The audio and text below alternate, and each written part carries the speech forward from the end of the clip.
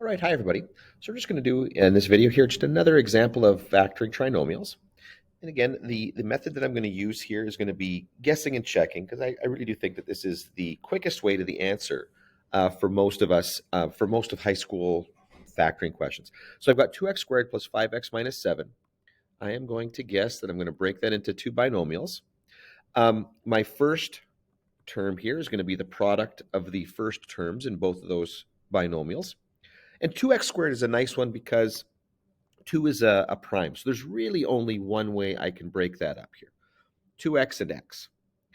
My last term here is also a prime, which is wonderful because that really only gives me a couple of options here. It's either going to be 1 and 7 or 7 and 1.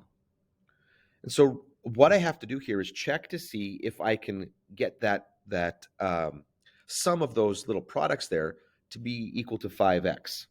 So let's just kind of erase these and we'll just try one. Let's try 1 and 7 to start off with here. So I'm just going to check my products, my exterior and my inner products here. So 2x times 7 will be 14x. And then 1 times x is just going to be 1x.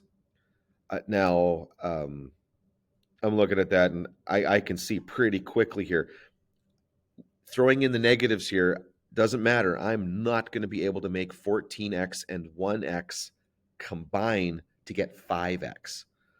So that tells me really quickly that that 1 and that 7, that was not correct. So let's try 7 and 1 here. And we'll check the exterior product and interior product here again. So 2x times 1 is just 2x. 7 times x is just going to be 7x. And can I combine those to get positive 5?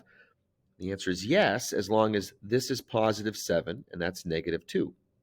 So that means I want to put a negative over here so that 2x times negative 1 gets me negative 2x. And I want this to be a positive 7 times x.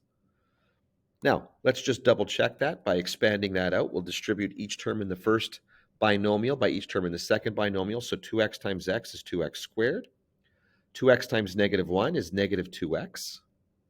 7 times x is 7x, and 7 times negative 1 is negative 7. And so combining the two linear terms, negative 2 plus 7 is going to be positive 5x minus 7, and there we go. I get back what I started with, so that must be the correct factoring.